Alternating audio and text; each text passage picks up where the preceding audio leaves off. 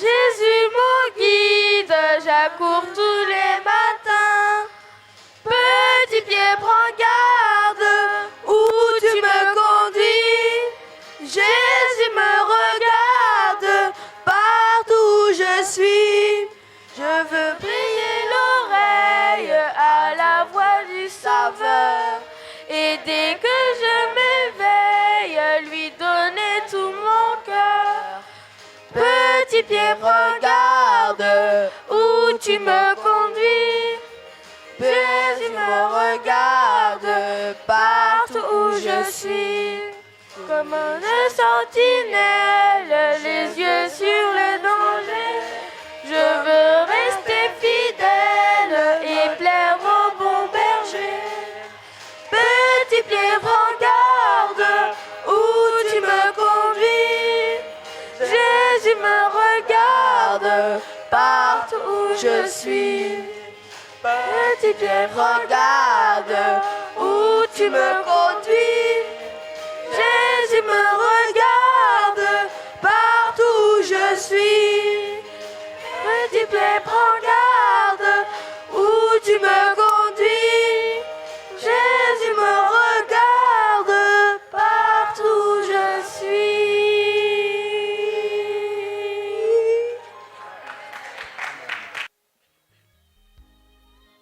Jean 20, verset 30.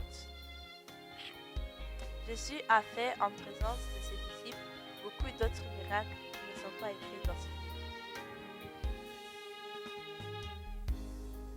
Jean 30, verset 31.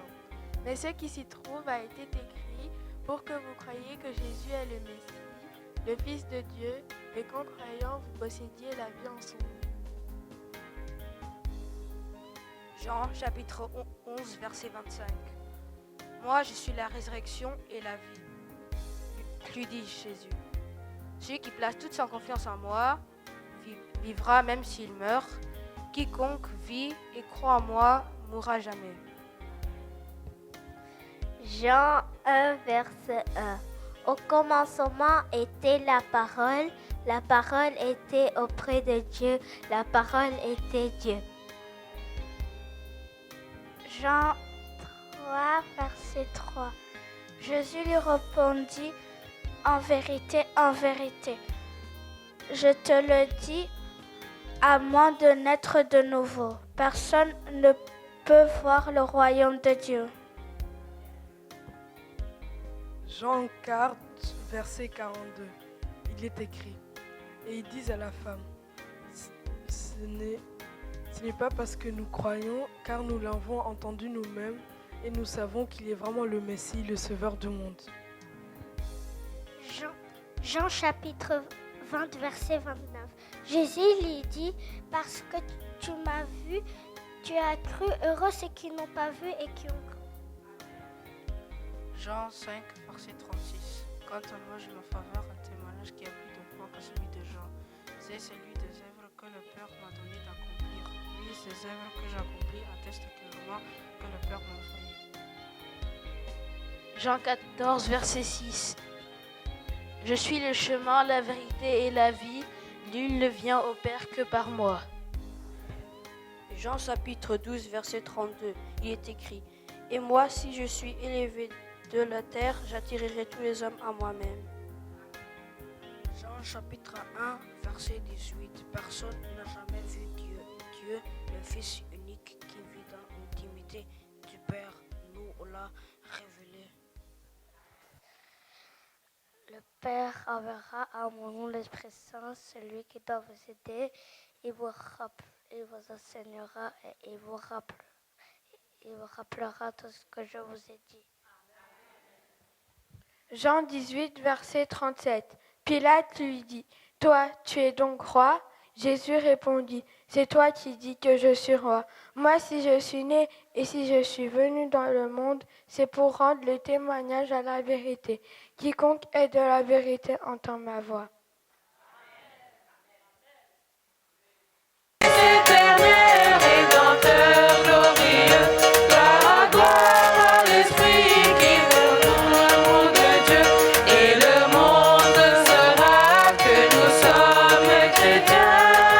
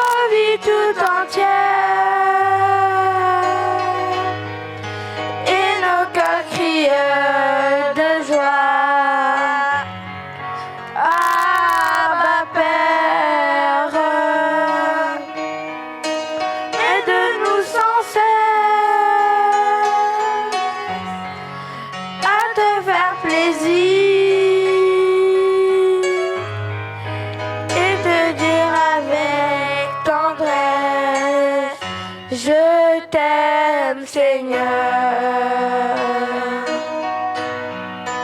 Nous voici, Seigneur, pour louer ton nom et pour te donner le meilleur de nos dons, notre amour pour toi, nos vies tout entières et nos cœurs crieurs de joie. Abba Père, aide-nous sans cesse à te faire plaisir et te dire avec tendresse, je t'aime, Seigneur.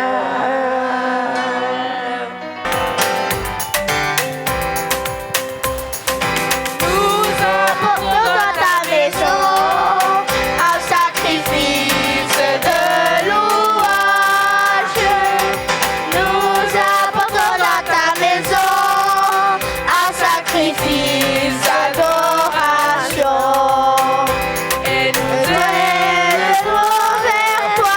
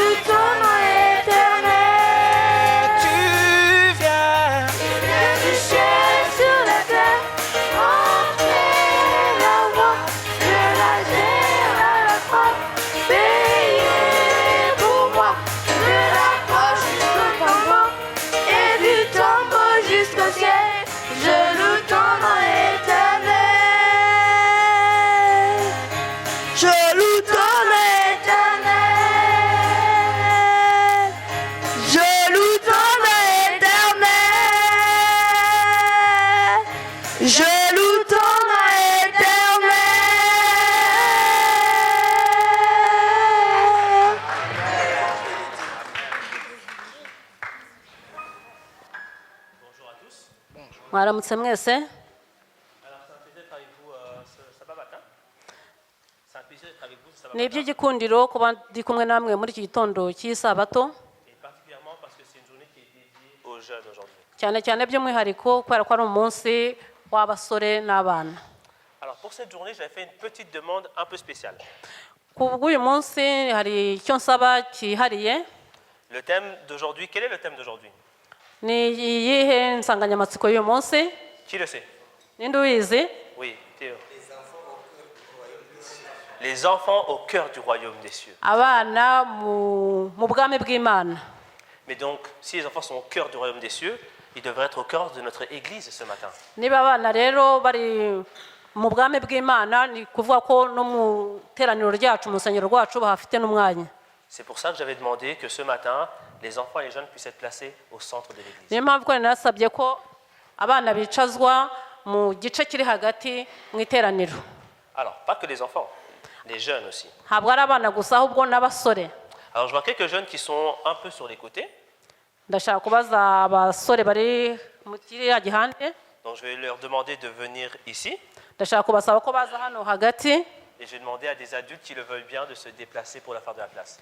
Ndashaka gusaba abakuru babishaka ko babasigira umwanya hano hagati. Et comme on est tous jeunes, je vais laisser 2 minutes pour faire ça. Kubera ko twese turi abasore ndabaha iminota 2 gusa. C'est parti. Donc, tous les jeunes en dessous de 35 ans, ici. Abantu bose bari munsi y'imyaka 35 basigare bicaye hano hagati. On y va. Tous ceux qui ont moins de 35 ans, ici. Abantu bose bari munsi y'imyaka 35 basigare bicaye hano muri kino gihande.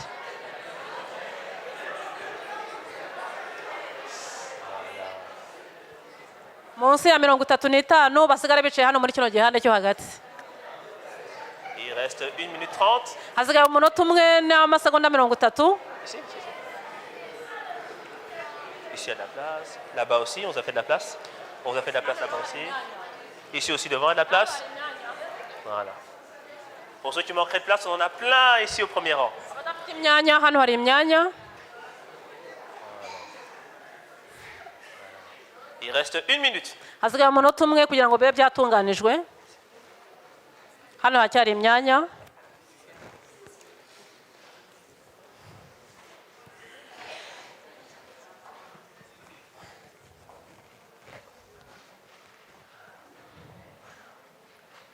Et on a réussi en moins de 2 minutes. Twabirangije mu minota itageze kuri 2. Alors, pourquoi est-ce que j'ai demandé ça? C'est non seulement parce qu'il y a le thème d'aujourd'hui, Kubera iki nasabye ibi ngibi ntabwo ari uko ari nayo nsanganyamatsiko gusa, mais aussi parce que je pense que maintenant, ceux qui sont assis ici et qui ont l'habitude d'être sur le côté, vous voyez différemment quand même la scène.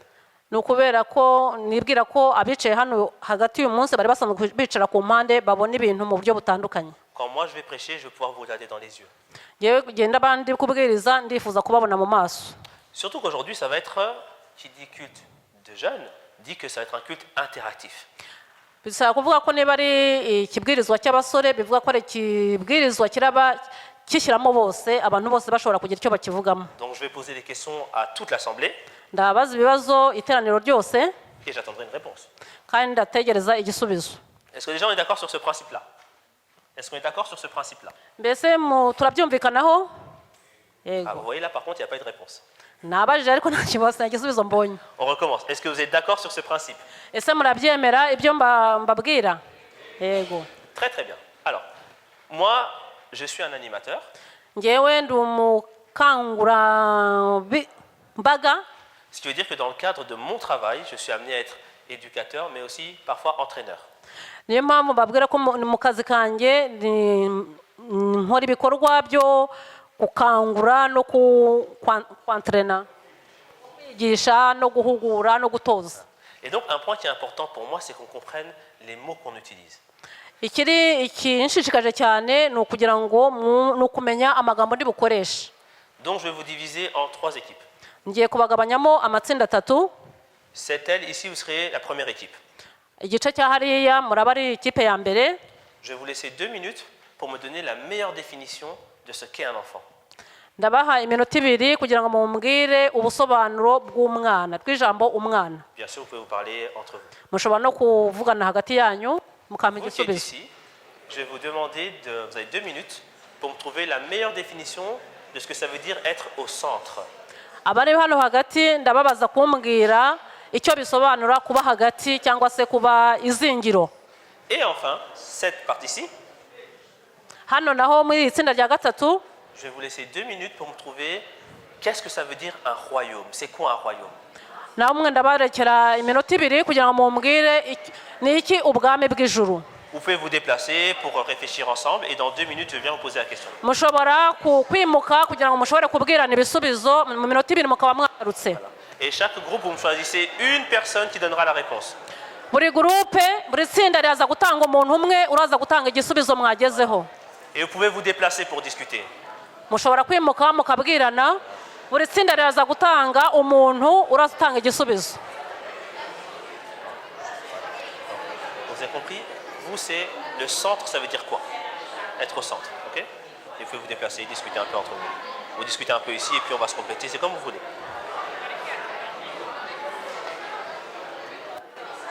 Chaque groupe va désigner quelqu'un qui va donner la réponse. Vous vous discutez entre vous et une personne va donner la réponse. Et vous pouvez vous faire inclure les grands aussi. Hein. Donc, vous devez définir, you have to define what is being at the center means. What does it mean? I know. I trust you. J'ai confiance en vous.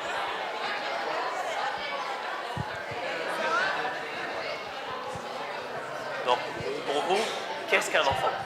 La définition la plus complète, votre définition de ce qu'est un enfant. Je vais laisser encore 1 minute à tous les groupes. Hasigaye umunota umwe ku matsinda yose.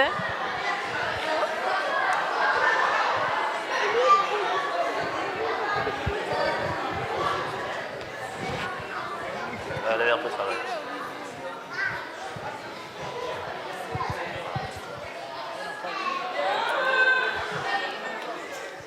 Et vous devez choisir une personne qui va vous représenter. Ou plusieurs, c'est vous qui voyez. Ça discute encore. Ça va?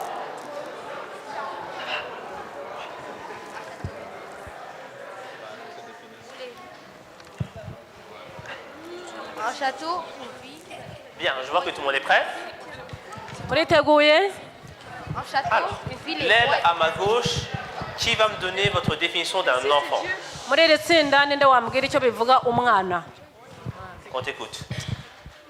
Un enfant, c'est un être humain de moins de 18 ans qui a besoin d'être accompagné pour son développement. Merci. Donc, un être humain de moins de 18 ans qui a besoin d'être accompagné pour son développement. Umwana ni ikiremwa kitagejeje ku myaka 18 kandi gikeneye kuba kubungwabungwa, kuba gishyigikiwe. Est-ce que quelqu'un a une question? Est-ce qu'il y a un mot dans la phrase que vous n'avez pas compris? Ese hari waba hari ijambo ririmo yabatumvise? Tout le monde sait ce que ça veut dire développement? Qui sait ça veut dire quoi développement? Ah, pas beaucoup. Il y a un peu d'incompréhension. Est-ce que tu peux expliquer c'est quoi le développement? Ushobora gusobanura icyo bivuga? Parce qu'il y a beaucoup d'enfants qui n'ont pas compris ce que veut dire développement. Tu peux expliquer différemment. Évoluer. Icyo bishaka kuvuga gukura, development gukura. Le développement, c'est à travers l'autorité parentale qui doit guider les enfants, l'éduquer, l'enseigner et donner aussi des bons exemples à suivre dans sa vie pour grandir. Ok, très bien. Donc, le développement, c'est le fait d'être accompagné par une autorité, par un parent par exemple, pour grandir et de recevoir des bons exemples. Est-ce que c'est clair pour ça? Oui? Bien. Être au centre. Kuba izingiro, kuba hagati cyangwa kuba izingiro. Nous, on a vu deux choses. Donc, il y a Dieu qui est au centre de tout, mais aussi, nous, comme chrétiens, on doit être le centre de tout, on doit être la lumière du monde. Et oui. Ok. Donc, il y a le fait de Dieu au centre de tout, être la lumière du monde. Yavuze ngo kuba hagati cyangwa se kuba izingiro, Imana niyo zingiro ry'ibintu byose niyo iri hagati, noneho nkatwe nk'abakirisitu natwe tukaba umucyo w'isi. Alors, vous n'êtes pas exactement respecté ma consigne? Parce que moi, c'était le mot au centre. Être au centre, ça veut dire quoi? ntabwo mwumvise neza amabwiriza natanze icyo nashaka kumenya no kumenya kuba hagati cyangwa se kuba izingiro bishaka kuvuga iki. Alors, on va travailler en équipe. Kuba ishingiro bishaka kuvuga iki. On va travailler en équipe. Parmi le groupe qui est ici, est-ce que quelqu'un a... On doit définir être au centre. Au centre, ça veut dire quoi? Est-ce que vous avez une idée? Kuba ishingiro ese hari umundi wo muri groupe wo muri itsinda wagira icyo abivugaho? Vas-y, il est allumé normalement. Le centre, c'est le point qui est à égale distance des points de circonférence. Très bien. Ça, être au centre. Ok. Donc, être le centre, c'est quoi? C'est si je prends une feuille de papier et que je fais un petit point, autour de ce point, je fais des autres cercles. C'est le point qui est à la même distance de tous les côtés. Avuze ati mfashe nk'urupapuro harukiramo akadomo izindi nziga zose zizengurutse ako kadomo ziba zizengurutse iryo zingiro iryo shingiro. Prenons le cas de l'église ici, on a 4 côtés. Dufate urugero hano mu rusengero dufite ibihande bine. Si on prend du mur ici au mur là, disons que ça fait 10 mètres. Hano kuva hariya kugera hano ndatuvuge ko hari metero 10. Être au milieu de cette ligne, c'est être à 5 mètres. Hagati y'uwo murongo no kuba kuri metero 5. Ok? Est-ce qu'on est d'accord sur ça? Turabyumvikanaho. Si de là-bas à là-bas ça fait 20 mètres, être au centre, c'est être à 10 mètres de la porte. Kuva hariya kugera hariya niba hari metero 20 kuba hagati mu izingiro ni kuba kuri metero 10. Et donc être au centre de l'église, c'est être à 10 mètres de chaque côté et 5 mètres de chaque côté. Là, je suis au milieu de l'église. Kuba muri izingiro y'urusengero no kuba hagati y'umurongo uva hano kagera hariya no kuba hagati yo kuva kururiya kugera hano aho bihurira niho hagati niho mu izingiro. Est-ce que là c'est bon les enfants? Kugeza aha ngaha vous comprenez? C'est bon pour tout le monde? Être au centre. Très bien. Et ici, la définition de royaume. Qu'est-ce qu'un royaume? Aha ngaha nabo babajijwe gusobanura icyerekeranye n'ubwami bw'ijuru. Un royaume. Abaza ubwami ni iki? Un royaume, c'est un château où les rois et les reines vivent et comme où Jésus et Dieu y vivent en fait. Très bien. Donc, c'est un endroit où des rois et des reines vivent. Yavuze ngo ubwami ni inzu umwami cyangwa umwamikazi babatuyemo. Laisse-toi encore juste une petite question. Mfite ikibazo. Qui est le chef du château? Dieu. Bien, dans notre cas, oui, mais dans un royaume. Le roi. Le roi et la reine. Très très bien. Donc, avuze ati amubaje ati ninde mutware w'iyo nzu iba igitangaza ati ni umwami n'umwamikazi. Donc c'est un endroit dans lequel il y a un roi et une reine qui sont les chefs de cet endroit. Ni ahantu umwami n'umwamikazi baba bari ari nabo batware baho hantu. Pourquoi est-ce que j'ai fait ce petit exercice? Kubera iki nakoresheje uyu mwitozo? Non seulement ça vous permet de parler les uns avec les autres, byasabye ko mwese muvugana. mais parce que aussi quand on parle de certaines choses, il faut savoir ce que l'on dit. Kandi iyo tuvuga ibintu nashaka kugira ngo buri wese aze kumva icyo nashaka kuvuga. Si on dit les enfants au cœur du royaume des cieux, niba bavuze ngo abana mu izingiro ry'ubwami, il faut comprendre ce que ça veut dire. Mugomba kumva icyo bishatse kuvuga. Et également pour nous en tant qu'église, qu'est-ce que ça veut dire? Kandi natwe nk'itorero ese bishatse kuvuga iki? Pour ce matin, muri iki gitondo, je vais revenir d'abord sur la définition d'un enfant. Ndashaka kugaruka ku busobanuro bw'umwana. Un enfant, c'est un être humain. Umwana ni ikiremwa muntu. Vous êtes bien des êtres humains. Muri biremwa by'Imana, muri biremwa muntu. J'ai pas entendu. Est-ce que vous êtes des êtres humains? Ok, on peut déjà être d'accord sur ça. Donc, un enfant, c'est un être humain qui est jeune. Est-ce qu'un enfant a 50 ans? Si j'ai 50 ans, je suis un enfant? Umwana agira imyaka 50. Ok, pour être un enfant, je vais être au-dessus ou en dessous de 50 ans? Plus ou moins? Kugira ngo umuntu abe umwana afite imyaka munsi ya 50 cyangwa hejuru ya 50. Ok, 40 ans, je suis un enfant? Encore? Ku myaka 40 se ndi umwana. 30 ans, je suis un enfant? Myaka 30 ni enfant? Je suis pas un enfant? Ok, 20 ans, je suis un enfant? Ku myaka 20 umwana? 15 ans. Ku myaka 15 umuntu aba ari umwana. Certains 18. Hari abavuze yego. 10 ans, je suis un enfant? Ok, 10 ans. Myaka 10 umwana. Ok, tout le monde est d'accord sur 10 ans. Bien. bose mwese mwabaye murabyemera ko imyaka 10 umuntu aba ari umwana. Très bien. Maintenant, dans ce qu'on a dit tout à l'heure, c'est qu'on disait qu'un enfant, donc c'est un être humain qui est jeune. Donc umwana ni kiremwa muntu kikiri muto kikiri gitoya. Si je suis un être humain, ça veut dire quoi être un être humain? Qu'est-ce qui différencie un être humain d'un animal ou d'une porte? Ni iki gitandukanya ikiremwa muntu n'inyamaswa cyangwa n'ikindi kintu? Dites-moi, qu'est-ce qui différencie quelle est la différence entre un être humain et un animal ou une porte? Ese hari itandukaniro hagati y'umwana, inyamaswa cyangwa urugi? Un être humain peut parler. Ikiremwa muntu gishobora kuvuga? Les animaux ne parlent pas? Est-ce que inyamaswa ntizivuga? Les animaux ne parlent pas. Les animaux ne parlent pas? Si, les animaux ils parlent. Inyamaswa nazo ziravuga. Oui, une autre idée. Les êtres humains savent plus ressentir des émotions. Les êtres humains ressentent des émotions. Ikiremwa muntu kigira amarangamutima. Est-ce que c'est un bon point pour tout le monde? Ese ibyo ni byo kuri mwese? Ok, c'est validé. Ils ressentent des émotions. Oui. Que les animaux ont plus de fur comme ça. Ils sont plus quoi?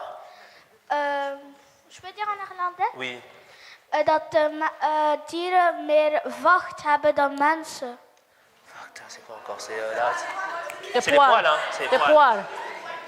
Les humains sont moins poilus que les animaux. Aravuga ngo iremwa muntu bifite ubwoya bukeya ugereranyije n'inyamaswa. Est-ce que vous êtes d'accord sur ça? Dufite turabyemeranyaho. Ok. Donc c'est-à-dire qu'on ressent le froid et le chaud alors? Ok. Oui.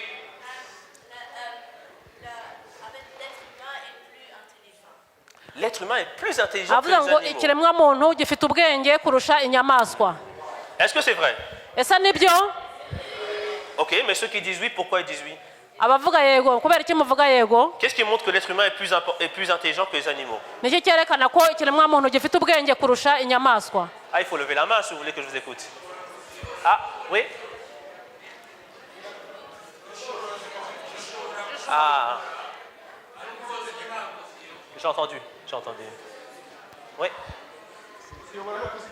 Ah, attendez, juste là-bas derrière, d'abord. Oui? Oui? Et la liberté de choix. Ok. Donc, la capacité, le fait de pouvoir choisir et de pouvoir juger, de savoir la différence entre le bien et le mal. Ni ukuvuga ngo ikiremwa muntu icyo kirusha inyamaswa ni uko kizi gukora amahitamo kandi kikamenya Le bien et le mal. La différence entre le kumenya bien et le mal. itandukaniro hagati y'icyiza n'ikibi. Est-ce que vous connaissez la différence entre le bien et le mal? Est-ce que vous connaissez la différence entre le bien et le mal? Mwaba muzi itandukaniro ryo hagati y'icyiza n'ikibi? Est-ce que vous pouvez choisir? Mushobora guhigira amahitamo? Ok, très bien. Ego. Il y avait une autre réponse là-bas? Non? Oui. Ah! Un autre point, c'est qu'un être humain peut guider des animaux, mais les animaux ne peuvent pas guider un être humain. Ikindi gisubizo cyatanzwe nuko umuntu ashobora kuyobora inyamaswa ariko inyamaswa ntizayobora umuntu. Est-ce que vous avez déjà vu quelqu'un qui balade son chien? Mwabonye umuntu utembereza imbwa? Est-ce que vous avez déjà vu quelqu'un qui balade son chien, les enfants? Mwabonye umuntu utembereza imbwa? Oui? Est-ce que vous avez déjà vu un chien qui balade son humain? Mwaba mwarabonye imbwa itembereza umuntu? Ok, donc nous on peut diriger les animaux, mais pas l'inverse. Très bien. Twebwe dushobora kuyobora Daniel. inyamaswa ariko zo ntizatuyobora. J'ai encore une chose. Vas-y, je t'écoute. On t'écoute. Les humains vivent plus que les animaux. Oui, les humains vivent plus que certains animaux. Pas Aravuze tous les ati animaux, mais que certains animaux. ibiremwa muntu bibaho igihe kirekire kurusha inyamaswa zimwe na zimwe. Attends. Oui? Les humains sont créés. Dieu a créé les humains à partir de son corps, à quoi ils ressemblent.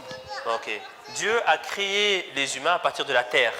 Aravuze ati n'indi tandukana nuko ikiremwa muntu Imana yabiremye ikoresheje umukungugu ubutaka. Donc ça veut dire que nous on a une place spéciale dans la création. Nukuvuga ko twebwe turi ibiremwa twaremwe mu buryo butangaje butandukanye n'ubw'ibindi biremwa. Aux yeux de Dieu, on a une importance qui est spéciale. Mu maso y'Imana dufite agaciro gatandukanye kandi kihariye. Et donc déjà, les enfants que vous voyez là, abana muri kubona hariya, tout comme les jeunes qui sont ici, nk'aba basore bicaye imbere yacu nous avons une importance, nous avons une valeur qui est plus grande aux yeux de Dieu. Nous sommes importants aux yeux de Dieu. dufite agaciro gakomeye cyane mu maso y'Imana. Mais est-ce que un grand-père et un enfant ont la même valeur aux yeux de Dieu? Mbese umusaza n'umwana bafite agaciro kangana imbere y'Imana? Qu'est-ce que vous en pensez? Murabitekereza mute? Je vois des oui. Ndi kubona abavuga yego. Oui, oui, Yego. oui. Bien. Donc, c'est-à-dire qu'aux yeux de Dieu, il n'y a pas de différence entre un petit enfant, entre un bébé et entre un grand-parent. Ni ukuvuga ko mu maso y'Imana nta tandukaniro riri hagati y'uruhinja rwavutse, umwana, umusore, umukuru n'umusaza. Est-ce qu'aux yeux de Dieu, le fait d'être un enfant ou d'être le premier ancien, est-ce que ça a une différence? Mbese mu maso y'Imana mutekereza ko hari itandukaniro hagati y'umwana mutoya n'umukuru w'itorero? Est-ce qu'il y a une différence? Mu maso y'Imana hari itandukaniro. Est-ce que vous êtes convaincu d'avoir la même importance qu'un premier ancien ou un pasteur? Mbese murabyemera mu mitima yanyu ko mufite agaciro kangana n'ak'umukuru w'itorero cyangwa n'akapasitori mu maso y'Imana? Les enfants, est-ce que vous êtes d'accord que vous avez la même importance qu'un pasteur? Ese abana mwemera ko mufite agaciro mu maso y'Imana kangana n'akapasitori? Est-ce que vous êtes d'accord avec ça? Oui? Yego. C'est extrêmement important à savoir. Ni iby'agaciro kubimenya. Parce que si on a la même importance, ça veut dire que ce soit au sein de l'Église ou dans notre vie de tous les jours, niba twemera ko dufite agaciro kangana mu buzima bwacu bwa buri munsi cyangwa se mu itorero, ça doit se voir bigomba kugaragara dans la manière dont on se parle. mu buryo tuvugana. On doit sentir que quand je parle à n'importe qui, je lui donne la même importance. hagomba kumvikana ko iyo mvugana n'umuntu uwo ari we wese ako gaciro Imana iduha kagaragara. Si nous sommes des êtres vivants, c'est-à-dire qu'il y a des choses qui nous blessent, qui nous font du mal, nous ressentons des émotions. Niba turi ibiremwa bizima, hari ibitubabaza turabyumva, amarangamutima turayumva, turayamenya. Si nous avons la même importance, ça veut dire que je dois faire autant attention de ne pas blesser un enfant que de ne pas blesser un adulte. Niba nzi ko twese dufite agaciro kangana, ngomba gukora ku buryo ntahemukira umwana cyangwa se ngo mpemukire n'umuntu mukuru. Est-ce qu'on est d'accord sur ça? Ibyo turabyumvikanaho twese? Oui, on est d'accord, mais parfois c'est pas le cas. Nyamara igihe rimwe na rimwe ntago ariko bimera. Parfois dans le monde dans lequel on vit, on fait des différences. Rimwe na rimwe muri iyi si tubamo abantu bagenda bashyiraho amatandukaniro hagati y'abantu. Et j'ai un très bon exemple pour ça.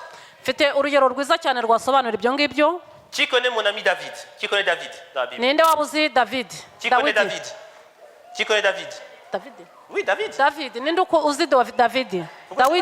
David. Ninde waba uzi David? Vous ne connaissez pas David? Ntabwo muzi David? Oh, mais si on connaît David, on lève la main. Qui connaît David? Ninde waba uzi David? Très bien. Non. David, c'était un jeune. David ni umusore. Et qui vivait en Israël. Wabaga muri Isirayeli. Un jour, il y a eu la guerre. Igihe kimwe habayeho intambara. La guerre entre Israël et les Philistins. Habayeho intambara hagati y'Abisirayeli n'Abafilisitiya. S'il y a la guerre, qu'est-ce qui se passe? Iyo hari intambara bigenda bite? Oui. Il y a le combat, il y a un combat qui se met en Hari place. imirwano iyo hari intambara. Donc Israël se met d'un côté. Abisirayeli bishyize ku ruhande rumwe. Les Philistins se mettent de l'autre côté. Abafilisitiya bajya ku rundi ruhande. Et on commence à se battre. On descend, on va se battre. Batangira kurwana. Et ça dure des jours et des jours et des jours. Iminsi irahita barwana. Ça, c'est normalement comment se passe une guerre. Ubundi busanzwe nuko bigenda nuko intambara imera. Mais dans la Bible, on nous dit qu'un jour, le clan d'Israël, ce sera vous pour aujourd'hui, le clan d'Israël s'est mis sur une colline. Bibiliya itubwira ko umunsi umwe Abisirayeli bishyize ku musozi. Armés, prêts au combat. Ariko bari biteguye kurwana. De l'autre côté, on avait les Philistins. Ku rundi ruhande hari Abafilisitiya. Aussi armés, prêts au combat. Nabo kandi bafite intwaro biteguye kurwana. Et les deux armées se regardent. Hanyuma amatsinda yombi y'abasirikari arahangana arebana. Et puis chez les Philistins, on nous dit qu'il y a un géant qui s'avance. Hanyuma mu itsinda ry'Abafilisitiya batubwira ko havuyemo intwari cyane iratambuka. Levez un peu la tête. Vous voyez le plafond là-bas? Murareba hano iki gisenge cy'inzu? C'est haut, hein? Ni harehare. Est-ce qu'un d'entre vous peut toucher le plafond? Umwe muri twe ashobora gukora hariya hejuru. Bon, allez, le plafond, c'est peut-être un peu loin. Est-ce que vous pouvez toucher la petite lampe au-dessus de ma tête là? ese ushobora gukora kwa kantu k'itara kari aha? Qui peut toucher la lampe ici? Ninde ushobora gukora kuri iri En tara? tournant le bras. Personne. Ntawe. Mais on nous dit que le soldat qui s'est avancé les Philistins, à peu près avec sa taille, il pouvait toucher la lampe. Bibiri tubwira ko uwo musirikare w'intwari wo mu Bafilisitiya watambutse bwa mbere ashobora gukora kuri iri tara. Donc imaginez, vous êtes là, vous êtes venu vous battre avec votre roi. Tekereza mwaje kurwana muri kumwe n'umwami wanyu. Et vous voyez un homme qui arrive et qui touche jusqu'à la lampe comme ça. Mukabona umuntu w'umugabo araje muremure ukoze umutwe kuri iri tara. Vous avez envie de vous battre contre lui, vous? Non. Non, hein, on a peur. Avuga ati mwaba mugifite ubutwari bwo kurwana n'uyu muntu avuga ati reka da. Et en plus, cet homme, il arrive dans la vallée, entre les deux armées, tout seul.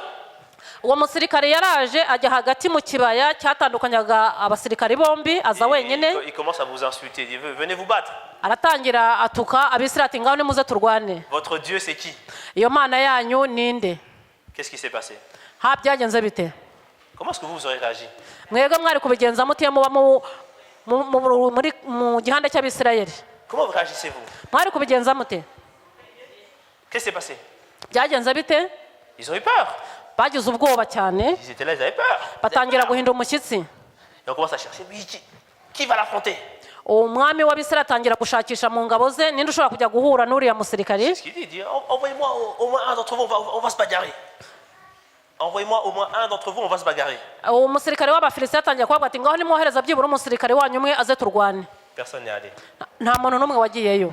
Et puis il y a un enfant Hanyuma umwana qui vient voir ses frères umwana waruje kwirebera abakuru be pour leur apporter à manger. Ngo abazanire ibyo kurya. Et il entend ce qui se dit. Yumva ibyo byavugwaga byose. Il entend Goliath là qui est en train de dire venez. Yumva Goliath ari kuvuga ati ngaho nihagira uza. Et qu'est-ce qu'il demande, David? Dawidi yabajije iki? Qui se souvient de l'histoire? Qu'est-ce que David demande? Ninde wibuka iyo nkuru Dawidi yavuze ngo iki? Qu'est-ce qu'il dit David?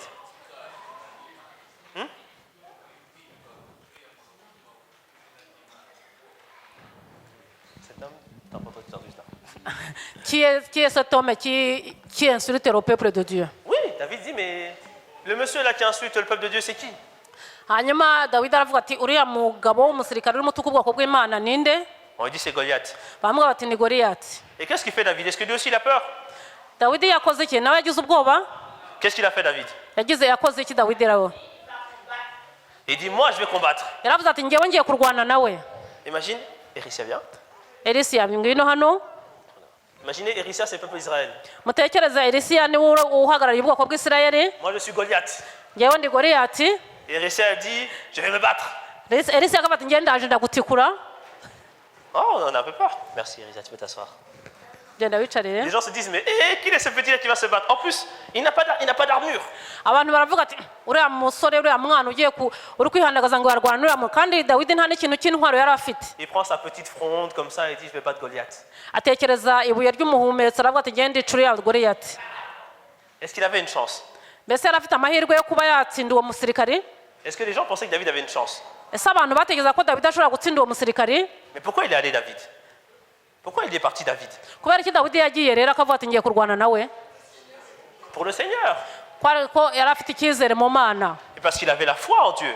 Yari afite ukwizera gukomeye mu Mana. Il a dit non, j'y vais, Dieu va me faire gagner. Avuga ati genda ndagiye kandi mfite ubwoba kandi ndagiye. Et il y a une chose que David a dite qui est très intéressante. Hari ikintu Dawidi yavuze kandi cy'ingenzi cyane.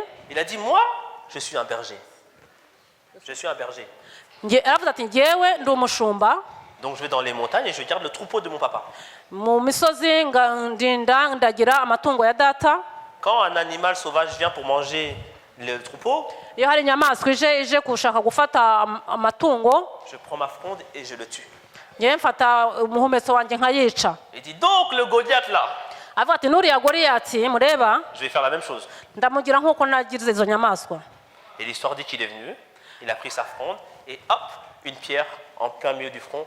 Goliath était mort. Bibiri tubwira ko yafashe umuhumetso we nibuye akawutera ukagwa mu ruhanga rwa Goliath agapfa. Est-ce qu'un adulte est parti se battre contre Goliath? Est-ce que c'est un adulte qui a affronté Goliath? Mbese ni umuntu mukuru watsinze Goliath? Est-ce que c'est un adulte? Ni umuntu mukuru? Non. Les adultes, ils ont fait quoi? Ils ont été responsables. Ils ont dit, moi j'ai une femme, j'ai des enfants, je sais ce que ça signifie le combat. Doucement. Les adultes, ils ont fait ce que les adultes font, ils abantu sont bakuru raisonnables. baravuze ati aha njye nifitiye urugo nifitiye abana nifitiye ibintu ngomba gukora hariya ntabwo najyayo. Si on doit se battre, je dois aller doucement. ngomba kugenda gahoro. Oui. Il y avait quoi? Oui, c'est vrai, Goliath a insulté David parce qu'il était petit. Goliath yaramusuzuguye kubera ko yabonaga ari mutoya ari umwana. Mais ce qui a fait la différence, c'est que David, contrairement à beaucoup de gens, il avait la foi. icyakoze itandukaniro ni uko Dawidi we yari afite ukwizera. Je vais m'adresser un peu aux jeunes ici. ndashaka kubaza kubwira aba basore. Quand vous vous levez le matin iyo mubyutse mu gitondo et que vous allez dans la cuisine mukajya mu gikoni et que vous mettez la main sur le frigo, mugashyira ikiganza kuri firigo, est-ce que vous attendez à ce qu'il soit vide? Dites-moi, est-ce que vous attendez et vous dites, ah, je vais ouvrir le frigo, il sera vide? muba mutekereza ko mugiye gufungura firigo yanyu iraba irimo ubusa? Qu'est-ce que vous pensez quand vous ouvrez le frigo? iyo mufungura firigo muba mutekereza iki? Qu'est-ce que vous pensez? mutekereza iki mufungura firigo? Vous pensez à quoi? Qu'il est rempli. Vous pensez qu'il est rempli, n'est-ce pas? muba mutekereza ko harimo ibintu mugiye gufata ko ntabwo mutekereza ko harimo ubusa. Vous, le matin, quand vous vous réveillez le matin, vous mettez la main sur le frigo. mwebwe iyo mubyutse mu gitondo mugafata firigo, vous êtes convaincu qu'il est rempli? Oui. muba muzi neza ko hari ikintu kirimo. Est-ce que vous pensez que le frigo est vide? mutekereza ko firigo irimo ubusa iyo mugiye kuyifungura? Non, vous dites qu'il est rempli. mutekereza ko yuzuye irimo ibintu. Tu ouvres le frigo ufungura firigo et tu vois à manger. ukabonamo ibyo kurya. Ou parfois tu ouvres le frigo, cyangwa se rimwe na rimwe ugafungura firigo tu vois qu'il est vide ukabona ko nta kintu kirimo et tu t'énerves. hanyuma ukagira umujinya. Mais pourquoi il est vide? ukavuga uti kubera iki irimo ubusa se? Moi je suis chez les parents et le frigo il est vide, mais c'est pas normal. ndi ku babyeyi banjye none firigo nta kintu kirimo nta kigenda. Tu t'énerves parce que tu n'as pas l'habitude qu'il soit vide. ukagira umujinya ukumva nturimeze neza kubera ko utafite atari uko bisanzwe bigenda. Ou tu es déçu. cyangwa se ukumva ubaye ucitse intege. Parce que tu as l'habitude que quand tu ouvres le frigo, il y a à manger chez tes parents. kubera ko uzi ko ubusanzwe iyo ufunguye firigo haba huzuyemo ibyo kurya iyo uri ku babyeyi bawe. Quand tu mets la main sur ce frigo, tu as la foi qu'il y a à manger derrière. iyo ushyize ikiganza cyawe kuri firigo ugiye kuyifungura uba ufite icyizere ko harimo ibyo kurya. Que tes parents ont prévu de quoi manger. Que tes parents ont prévu de quoi manger. ku babyeyi bawe baba bateganyije ibyo kurya. Ça c'est de la foi. Hein. ibyo ni ukwizera. Faut pas négliger. Hein. ibyo ntabwo ari byo gusuzugura. Ça c'est la foi. Hein. Quand tu dis ibyo ni j'ouvre le frigo ukwizera. et je sais qu'il est rempli, c'est de la foi. ibyo ni ukwizera iyo uzi ko ugiye gufungura firigo kandi ukaba uzi ko urabonamo ibyo kurya ni ukwizera nabyo. Quand tu traverses la route et que tu te dis on va pas m'écraser, tu as la foi. iyo uri kwambukanya umuhanda ukaba uzi neza ko nta muntu urakugonga ni icyizere nacyo ni ukwizera. C'est ça la foi. ibyo ni byo kwizera. Croire en des choses que tu n'as pas encore vues. kwizera ibintu utari wanabibona. Je n'ai pas ouvert le frigo, mais je crois qu'il y a de la nourriture dedans. ntabwo ndafungura firigo ariko ndizera ko harimo ibyo kurya. Croire sans avoir de preuves sous les yeux.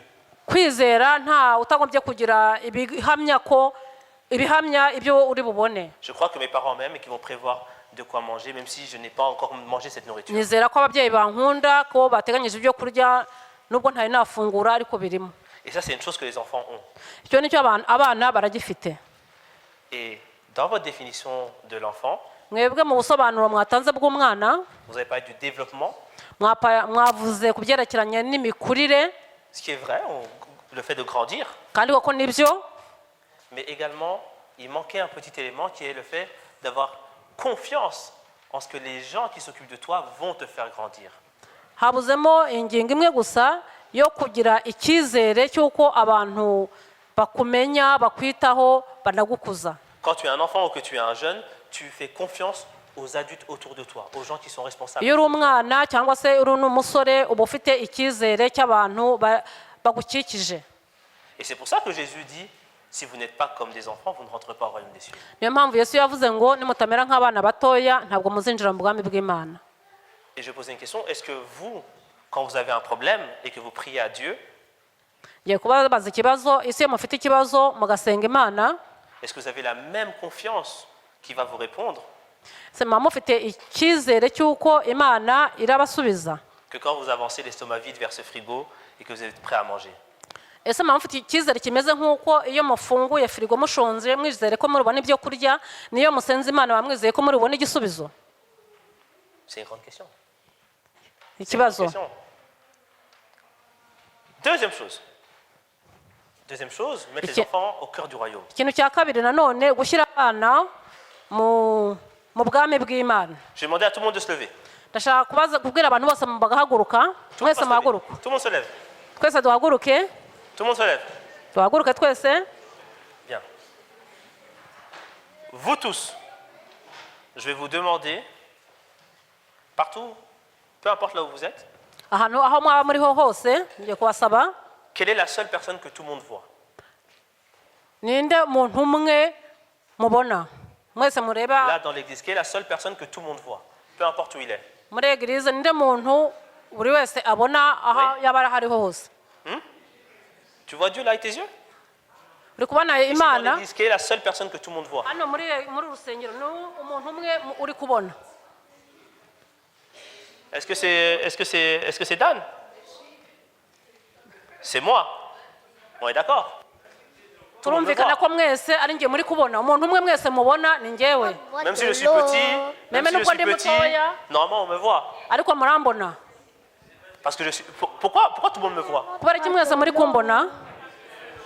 Parce que je suis devant, oui. Parce que je suis en train de parler. Kubera ko uri imbere, kubera ko uri kuvuga. Quoi d'autre? Parce que je suis au centre. Kubera ko ndi hagati. Quand je suis ici, un espace qui est prévu pour qu'on me voie. Iyo ndi hano imbere ku mwanya wateganirijwe ko abantu bose bashobora kumbona. Je suis pas là-bas à côté de la porte. Ntago ndi hariya hafi y'urugi. Je suis littéralement au milieu et donc tout le monde me voit. Ndi aho ngomba kuba ndi buri wese agomba kumbona. Tout le monde fait attention. Buri wese agakora akandeba kankurikira. Et quelqu'un a dit quelque chose de très important, je suis en train de parler. Hari umuntu umwana wavuze ikintu cy'ingenzi cyane yavuze ati wowe uri kuvuga. Je suis en train de faire quelque chose. Ndi kugira ikintu nkora. On me laisse faire quelque chose. Mwandetse ngo ngire icyo nkora. Et donc tout le monde est attentif. Nuko buri wese rero ari kundeba, buri wese aranyumva arandeba. OK, on peut se rasseoir. Mushobora kwicara. Ça permet aussi de faire un peu de sport. Nagira ngo mukore ka siporo. Parce que je sentais que ça commençait à être un peu Nandi kubona ko mutangiye kuba munaniwe mwicaye. OK. Ça c'est la deuxième chose. Quand on dit mettre les enfants au cœur du royaume des cieux, kuvuga gushyira abana mu mutima w'ubwami bw'Imana. C'est que Dieu à tout moment il voit les enfants. Bishatse kuvuga ko Imana igihe cyose ireba abana. Dieu leur donne des responsabilités. Imana iha inshingano abana. Il y a une fois dans la Bible où Jésus a nourri une foule de plus de 5000 personnes. Muri Bibiliya bavuga ko hari ahantu Yesu yagaburiye abantu 5,000. Est-ce que vous connaissez cette histoire? Murahazi ayo mateka murayazi? Comment il a fait? Il a commandé un camion est venu avec de la nourriture. Mbese Yesu yakoze komande kamyo iraza yikoreye ibiribwa yahaye abantu 5,000. Où est-ce qu'il a trouvé la nourriture? Yesu yabonye ibyo biribwa ate? Oui.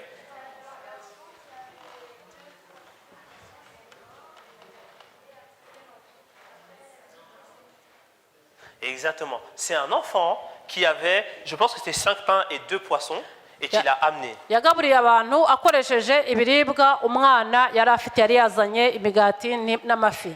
Réfléchissons 2 secondes. Mutekereze gatoya isegonda imwe. Ici dans l'église, on doit être, allez, un peu, allez, 50, 60, quelque chose comme ça aujourd'hui. Mbese mu rusengero hano twaba turi nk'abantu 60. 70 même, 80, 100, allez, disons 100. Un peu plus, disons 100. Si maintenant je vous disais, écoutez les amis, vous n'avez rien apporté à manger, vous avez faim, en plus ça tombe bien, c'est presque midi, vous avez tous faim, et je vais vous nourrir. Mvuze nti inshuti zanjye murashonje kandi koko dore birandira kuba n'isaha yo gusonza nkavuga ngiye kubagaburira. Je dis bon, mais moi j'ai pas à manger non plus. Qu'est-ce que vous avez? Nkababwira nti ndifuza kubagaburira ariko ngiye nta kintu mfite cyo kubagaburira mufite iki? Et il y a une personne. Hari umuntu umwe va prendre Joy. Kamfate Joy. Et Joy elle a un petit panier avec 5 pains et 2 poissons. Joy akaba afite agatebo karimo ifi n'umugati ifi Et 5 pains. Et 5 pains. n'ifi ebyiri. Est-ce que, Joy, tu te sentirais à l'aise de venir devant et dire, hé, faut nourrir 100 personnes, allez tiens, 5 pains et 2 poissons. Mbese Joy wakumva utekanye nk'ubwiye ngo zana izo fi ebyiri n'imigati 5 hanyuma uza tugaburire aba bantu 100 bari hano. Si c'est moi qui te le demande, est-ce que tu te sentirais à l'aise de dire, allez, je vais donner à Égide et on va tous manger? Ari ngiye kubaje mpereza ako gapaniye kawe hanyuma tugaburire abantu wakumva utekanye muri wowe ko ibyo bintu bigiye kubiha Égide kugira ngo bigaburire abantu 100. Honnêtement, non. Aravuga ati no, ati ye oya. Je dirais, Égide, je l'aime bien, mais là, il rêve un peu là. Abana Égide ndamukunda ariko rero ahangaha ntabwo ari bushobore gusohokamo. Mais l'enfant l'a amené. Ariko umwana yarabizanye. Pourquoi il a amené 5 pains et 2 poissons? Kubera iki yabizanye izo fi ebyiri n'imigati 5 akabizana? À votre avis? Pourquoi il s'est avancé? Kuri mwebwe nuko ari iki yabizaniye Yesu? Il a obéi, mais après Jésus n'a pas demandé à lui. Il avait la Yari afite icyizere. Si c'est à moi que vous apportez, vous vous dites non, ça sert à rien. Mwe arimo ndikubaje mwavuga tuva ibintu ntacyo biramarira aba bantu. Mais si c'est Jésus qui est ici qui vous dit je dois nourrir 100 personnes, qui a à manger? Ariko ari Yesu uhagaze akavuga ati ndashaka kugaburira abantu 100 none ndufite ikintu cyo kurya. Est-ce que tu avanceras cette fois-ci, Joy? Joy icyo gihe waza? Oui, il m'a dit oui. Aravuga ati naza. Oui, non. Toi, Égide, je sais, t'as pas les pouvoirs, mais Jésus, je le connais. Avuga ati Égide wowe nzi ko nta bubasha ufite ariko Yesu wenda muzi arabikora. J'ai lu la Bible, l'homme marche, il marche sur l'eau, il calme les tempêtes. Yesu yagenze hejuru y'amazi yaturishije imiraba. Il a permis d'ouvrir la mer en deux. Et Jésus, je le connais. Yesu ndamuzi ko yakoze ibintu bikomeye cyane. J'ai confiance en lui. Mfite icyizere muri we. J'ai entendu ce qu'on m'a dit. Numvise ibintu byose bambwiye kuri we. Et j'y ai cru. Kandi narabyizeye. C'est la deuxième chose, un enfant. Cyo ni cya kabiri ku mwana. Un enfant accepte ce qu'on lui dit. Umwana yemera ibyo bamubwiye. Un jeune, il accepte ce qu'on lui dit. Umusore yemera ibyo bamubwiye. Bon, parfois, quand on est jeune, on fait un peu... rimwe na rimwe iyo turi abasore tukora nk'aho tutanumvise. On dit, bon, j'ai entendu, mais... Nabyumvise ariko... mon petit truc, là. Ariko gatoya. Mais j'ai entendu. On est d'accord. Ariko nako numvise. On est d'accord. Même si parfois, on ne suit pas directement, mais on a entendu, on garde en mémoire. Nubwo rimwe na rimwe ndakurikirane tukurikiza ibyo batubwiye ako kanya ariko tuba twabyumvise. Et quand on en a besoin, on s'en rappelle. Iyo rero ubikeneye urongera ukabyibuka. Ça, c'est une leçon qu'on peut apprendre aussi des enfants et des jeunes. Iyo ni isomo dushobora kwiga nk'abana ndetse n'abasore. Être capable d'entendre. Kuba dushobora kumva. Et de croire. Kandi tukanizera. Et de oser. Kandi tugatinyuka. Parce qu'on se dit, oui, moi j'ai 5 pains, 2 poissons, mais allez, je vais essayer quand même. Kabone mfite imigati 2, ifi 2 n'imigati 5 ariko ngiye kugerageza. Et parce que tu oses, ça donne la possibilité de faire le miracle. Iyo umuntu atinyuka bitanga n'uburyo bwo gukora igitangaza. Si cet enfant avait peur d'aller devant, on n'aurait jamais eu ce miracle. Uwo mwana yaza gutinya kujya imbere ntajyeyo icyo gitangaza nticyari gukoreka ntitwari kukibona. Mais un enfant, il n'a pas peur d'avoir la ridicule. Ariko umwana ntago agira ubwoba bwo kuba yanasekwa. Quand il est avec toi, il est entier, il est authentique.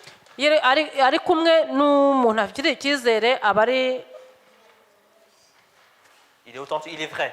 Abari we wese nta buriganya. Quand il te fait confiance, il ne ment pas. Iyo akugiriye icyizere ntago aba kubeshya. Et donc aussi en tant qu'église, kandi natwe nk'itorero, est-ce que moi je fais confiance à Dieu comme un enfant? Ese ngiye nshobora kugirira Imana icyizere nk'umwana? Est-ce que moi aussi, quand j'entends des témoignages, j'y crois? Ese iyo numvise ubuhamya ndabwizera? Et surtout, est-ce que j'ose? Ese ndatinyuka? Même si voilà, j'hésite ou j'ai un peu de crainte, est-ce que j'ose? Nubwo rimwe na rimwe nshobora gutinya wenda nkumva ntinye, ese njya ngera ngo ngatinyuka? Maintenant, le temps passe vite. Igihe kiragenda vuba. Je vais récapituler rapidement. Ngiye kugerageza gukora inshamake y'ibyo twavuze. Première chose, c'est qu'un enfant, c'est un être humain qui a des émotions. Icyo twabonye nuko umwana ari ikiremwa muntu kandi kigira amarangamutima. Qui a des envies, qui a une intelligence, qui est capable de diriger. Umwana ufite ubwenge kandi ushobora no kuyobora. Mais qui doit encore grandir. Ariko ugomba nanone gukomeza agakura. Et qui a besoin d'être accompagné. Kandi akaba akeneye no kuba guherekezwa no kubabwa bugufi. Être au centre. kandi akaba kuba hagati mu izingiro cyangwa mu ishingiro c'est être à la même distance de tout le monde. ni ukuba ku ntera imwe ku bantu bose Et ça permet d'être visible de tout le monde. kandi bikanatuma ubonwa n'abantu bose. Être mis au centre, c'est être aussi un point de référence. kuba mu ishingiro ni ukuba umuntu ndeberwaho. C'est-à-dire, à partir de toi, je vais pouvoir aller à gauche ou à droite. nkavuga nti kuri wowe nshobora kujya ibumoso cyangwa nkajya iburyo. Et enfin, le royaume, hanyuma umwana mu bwami bw'Imana, c'est un endroit qui est dirigé par un roi. ubwami ni ahantu hayobowe n'umwami. Dieu est le roi de toutes choses. Imana ni umwami w'ibintu byose. Être dans le royaume, c'est savoir que je suis dans un endroit où c'est Dieu qui décide de tout ce qui se passe. kuba mu bwami ni ukuba ahantu uzi ko Imana ariyo iyoboye ibintu byose byahuri. Ça ne veut pas dire que tout ce qui se passe est sa volonté. ntabwo bivuga ko ibihaba hose ari bituruka ku bushake bwayo, Mais à tout moment, il peut intervenir. ariko igihe cyose Imana ishobora kugira icyo ikora. Et dans ce royaume, c'est lui qui est le plus puissant. hanyuma mu bwo bwami tukaba ariyo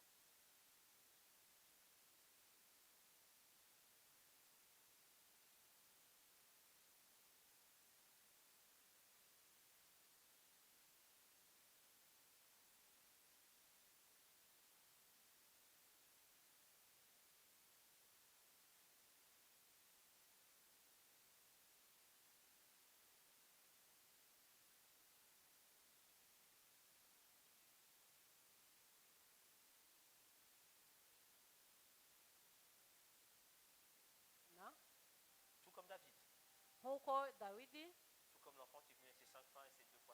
nk'uko umwana yazanye amafi 2 n'imigati 5, C'est vous l'exemple. ni mwebwe rugero. C'est de vous qu'on doit s'inspirer. ni mwebwe abantu bagomba kureberaho bakamenya ibyo bashobora gukora. Sur la question en tout cas de la foi et de la confiance. Ni Sur la question de la confiance. kugerekeranye ikibazo cyo kugira icyizere. Et donc si je peux laisser un message pour tout le monde ce matin, niba nshobora kugira ubutumwa nsigira buri muntu wese hano muri iki gitondo, c'est pour les enfants et pour les jeunes ni ku bana no ku basore, de continuer à être au centre de la vie de l'Église. gukomeza kuba mu izingiro no mu ishingiro ry'ubuzima bw'itorero. Que ce soit en vous asseyant vraiment au centre nk'uko mwicaye rwose hano hagati mu izingiro, mu ishingiro, ou de venir ici devant cyangwa se mukazana hano imbere, et d'utiliser vos talents, ce que vous savez faire, mukoreshe impano zose mufite, mukore ibyo mushobora gukora sans avoir peur. nta kugira ubwoba. Juste dire, je vais faire, muvuge muti ngiye kubikora parce que Dieu m'a appelé à le faire. kubera ko Imana yampamagariye kubikora. Et Dieu m'a dit que cet endroit-là, son royaume, il est d'abord aussi pour les gens qui sont comme moi. Imana yavuze ko aha hantu muri ubu bwami ihabikiye abantu bameze nkanjye. Et à nous, en tant qu'Église, natwe nk'itorero, comme ce matin, nk'uko muri iki gitondo bimeze, d'être ceux qui entourent les enfants, tube abantu bakikije aba bana bacu. qui leur laissent de la place pour grandir, mais qui veillons, nk'itorero tubaha umwanya wo gukuriramo kandi no kuzamuka, qui les protègent. kugira ngo tubarinde. Un danger vient de là-bas, on a des adultes. niba hari ikintu kibi giturutse hariya hanze, habe hari umuntu mukuru. Un danger vient de là-bas, on a des adultes. niba hari ikintu kibi giturutse hariya, habe hari umuntu mukuru. Un danger vient de derrière, on a des adultes. niba hari ikintu giturutse hariya inyuma, habe hari umuntu mukuru. C'est à ça que Dieu nous appelle. ibyo ni byo Imana yaduhamagariye. Et c'est mon souhait pour chacun d'entre vous. nibyo cyifuzo cyanjye kuri buri wese muri twe turi hano. Bon sabbat. isabato nziza. Pour cet immense bonheur, alléluia, que tu as mis dans mon cœur, alléluia, je veux te chanter Seigneur, alléluia, oui Jésus est mon sauveur, alléluia, je le redirai encore, alléluia, que pour moi Jésus est mort, alléluia, voilà pourquoi je l'adore, alléluia, lui seul est tout mon trésor, alléluia, que chaque jour à chaque heure, alléluia, en moi tu es la demeure, alléluia, que ma vie soit une fleur. Alléluia. Un parfum pour toi, Seigneur. Alléluia. Ma vie soit une fleur. Alléluia. Un parfum pour moi, Seigneur. Alléluia. Que ma vie soit une fleur. Alléluia. Un parfum pour toi, Seigneur. Alléluia.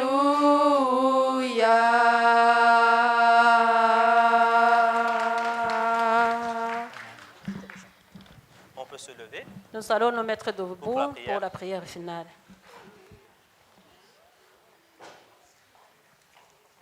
Prions. Seigneur Dieu notre Père, merci pour le culte de ce matin. Merci pour le message que nous avons pu partager et surtout merci pour ces enfants qui sont dans ton Église, Seigneur. Qu'ils soient tout petits ou qu'ils soient un peu plus grands, Seigneur, c'est une joie et un plaisir de les avoir parmi nous. Seigneur, tu nous as demandé de pouvoir être comme ces enfants pour entrer dans ton royaume. Aide-nous, Seigneur, à cultiver ces qualités-là de la jeunesse.